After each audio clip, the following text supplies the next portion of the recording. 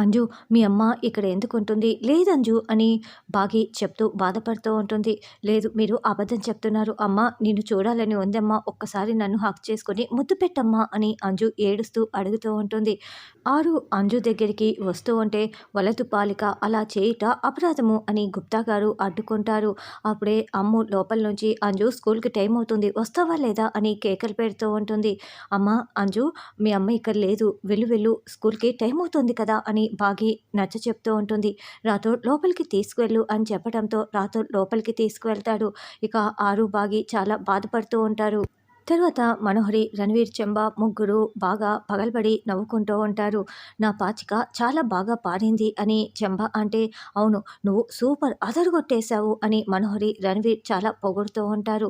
ఈసారి ఆ ఇంట్లో రక్తం పారాలి చెంబ అని రణవీర్ అంటే అరే నేను కూడా అలాగే అనుకుంటున్నాను రణవీర్ నా మనసులో ఉన్నదే నువ్వు చెప్పావు అని చెంబ అంటుంది. అసలు ఆ ఎర్రటి పాలను చూడగానే బాగి వణికిపోయింది. అమరైతే చాలా టెన్షన్ పడ్డాడు తెలుసా అని మనోహరి ఆ సీన్ కనుక పిల్లలు కూడా చూసి ఉంటే ఒక రేంజ్లో ఉండేదని చాలా సంతోషంగా చెప్తూ ఉంటుంది.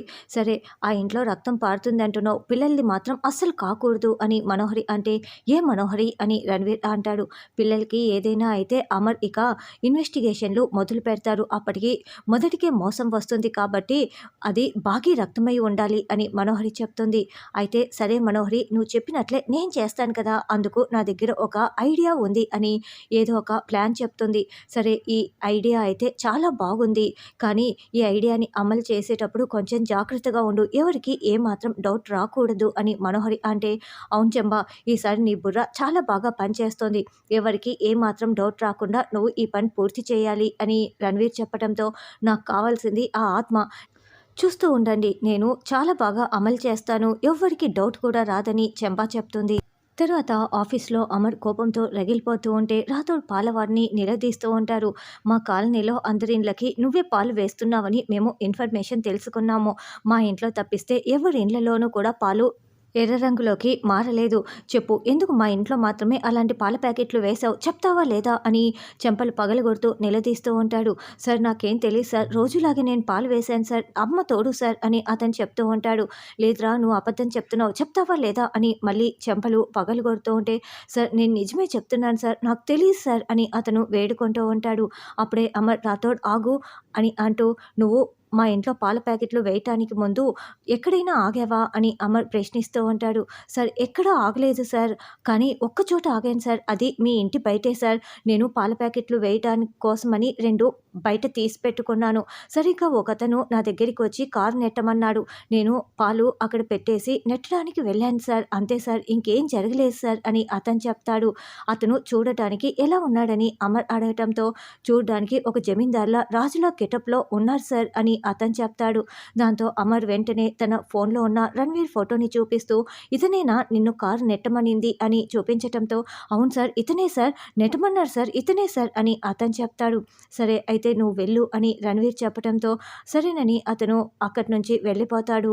అదేంటి సార్ రణవీర్కి పాల ప్యాకెట్లు మార్చాల్సిన అవసరం ఏమొచ్చింది మన ఇంట్లో పాలు ఎర్రగా మారితే అతనికి వచ్చిన లాభం ఏంటి నేను నమ్మలేకపోతున్నాను అని రాథోడ్ అంటే ఇదంతా చేయించింది రణవీర్ కాదు రణవీర్ వెనుకున్న అతని వైఫే ఇలా చేయించింది అని అమర్ చెప్పటంతో ఆవిడికేం అవసరం సార్ అని రాథోడ్ అంటాడు. రణవీర్ వైఫ్ ఎవరో రణవీర్కి తెలుసు రాథోడ్ కానీ మనకు తెలియకూడదని దాచిపెడుతున్నాడు. ఇంతకుముందు నేను వాళ్ళ ఇంటికి వెళ్ళినప్పుడు వాళ్ళ పెళ్లి ఫోటో ద్వారా ఆవిడ ఎవరో నేను తెలుసుకునేవాడిని కానీ జస్ట్ మిస్ అయిపోయాను. అప్పుడు తనకి ఫోన్ చేసి మాట్లాడని కూడా మాట్లాడాడు. ఆ నెంబర్ దొరికినా కూడా తను ఎవరో ఈ పాటికి తెలిసిపోయి ఉండేది. బుర్కాలో వచ్చి కూడా తప్పించుకుంది అని అమర్ చెప్తుంటే ఎవరో కాదు మన ఇంట్లో ఉన్న మనో అని చెప్తూ మధ్యలో ఆగిపోతాడు. ఏం మాట్లాడుతున్నావు రాథోడ్ అని అమర్ అనడంతో అంటే అది కాదు సార్ ఇంటి దొంగని ఈశ్వరుడైనా పట్టుకోలేరంటారు కదా అందుకే సార్ అని రాథోడ్ అంటాడు. ఇంటి దొంగ ఏంటి రాథోడ్ అని అమర్ అంటే అదే సార్ మనం చాలాసార్లు ప్రయత్నించినా పట్టుకోలేకపోతున్నాం కదా ఎప్పుడు దొరుకుతుందో ఏంటో అని రాథోడ్ అనడంతో అసలు తన మోటివ్ ఏంటో ఎందుకు ఇలా చేస్తుందో తను చాలా ఇంటెలిజెంట్ అని ఫీల్ అయిపోతూ ఉంది. నేను ఖచ్చితంగా పట్టుకుంటాను రాథోడ్ అని అమర్ చెప్పి వెళ్తాడు. రణవీర్ వైఫ్ మనోహరియే సార్ చెప్పకూడదని మిస్సమ్మ చెప్పింది చెప్తే మీరేమనుకుంటారో తను మీకోసమే ఇదంతా చేస్తుందని రాథోడ్ అనుకుంటూ బాధపడుతూ ఉంటాడు. తర్వాత ఆరు గుప్తా గారు గుప్తా గారు అంటూ పరుగులు పెడుతూ వస్తుంది. ఏమైంది బాలిక, ఎందుకంత సంతోషంగా ఉన్నావని గుప్తా గారు అడగటంతో, మా ఆయన ఆ పాలు గురించి అస్సలు పక్కన పెట్టేశారు అనుకున్నాను గుప్తా గారు. భాగ్యకి మనోహరి గురించిన అన్ని నిజాలు తెలిసిపోయాయి. నేను చనిపోయాను, ఆత్మనని కూడా తెలిసిపోయాయి. ఇప్పుడు ఆ పాలని రణవీరే వేయించాడని మా ఆయన ఎంక్వైరీ చేసి నిజం తెలుసుకున్నాడు. రణవీర్ వెనుక ఉండి మనోహరియే ఇదంతా జరిపిస్తోందని మా ఆయన త్వరలోనే నిజం తెలుసుకుంటాడు గుప్తా గారు. నాకు చాలా సంతోషంగా ఉంది. ఈ విషయం వెంటనే భాగ్యకి చెప్పాలి అని ఆరు అంటే, ఆగుం బాలిక, భాగి గృహం నందు లేదు అని గుప్తా గారు చెప్తారు. ఎక్కడికి వెళ్ళింది గుప్తా గారు అని ఆరు అడగటంతో, ఆ బాలికకి అన్ని నిజాలు తెలిసిపోవాలి, అందుకే ఆ నిజం తెలుసుకునే భాగంలోనే గృహం నుండి వెళ్ళిందని గుప్తా గారు చెప్పడంతో, ఇంకే నిజం గుప్తా గారు అని ఆరు అంటుంది. ఇప్పుడు నువ్వు తన సొంత అక్కవి అని తెలియబోతోంది బాలిక. ఎందుకంటే నువ్వు తనకు మాత్రమే ఎందుకు కనిపించుచున్నావో తెలుసుకోవటం కోసమే వెళ్ళింది. ఆ భాగంలోనే నువ్వు సొంత అక్క అని తెలిసిపోతుందని గుప్తా గారు అంటే, అయ్యో ఇప్పటికే నేను ఆత్మ అని తెలుసుకొని ఆయనకి పిల్లలకి చెప్పలేక బాగి చాలా బాధపడుతోంది. ఇక నేను సొంత అక్కనని తెలిస్తే బాగి ఇంకా చాలా బాధపడుతుంది గుప్తా గారు. ఈ నిజం బాగికి తెలియకపోతే ఏమి, మీరు దాచిపెట్టచ్చు కదా అని ఆరు వేడుకుంటూ ఉంటుంది. ఇదంతా కూడా విధి బాలిక అని గుప్తా గారు అంటే, ప్రతి దానికి కూడా విధి అని పేరు పెట్టి నా నోరు మోయిస్తూ ఉంటారు. పాపం బాగి ఎంత బాధపడుతుందో. అయినా తాళిబంధం వల్లే, అది నేనిచ్చిన తాళిబంధం వల్లే నేను కనిపిస్తున్నానని బాగికి నేను సర్ది చెప్పాను కదా అని ఆరు అంటే, అది ఆ బాలిక నమ్మలేదు, అందుకే తెలుసుకోవటానికే వెళ్ళింది అని గుప్తా గారు చెప్తారు.